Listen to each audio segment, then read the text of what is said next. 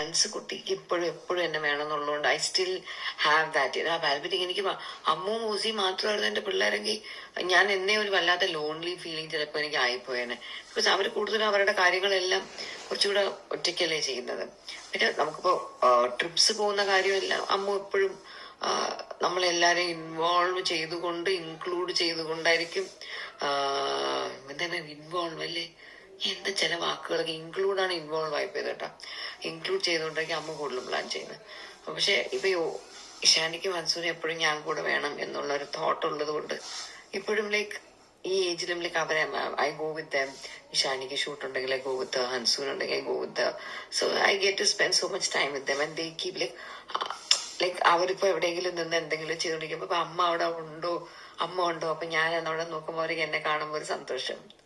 So I still enjoy all that. So ഇപ്പൊ നിങ്ങളുടെ കൊച്ചു പിള്ളേരുമായിട്ട് നിങ്ങൾ ചെലവഴിക്കുന്ന ആ സമയമൊക്കെ just enjoy it, cherish it.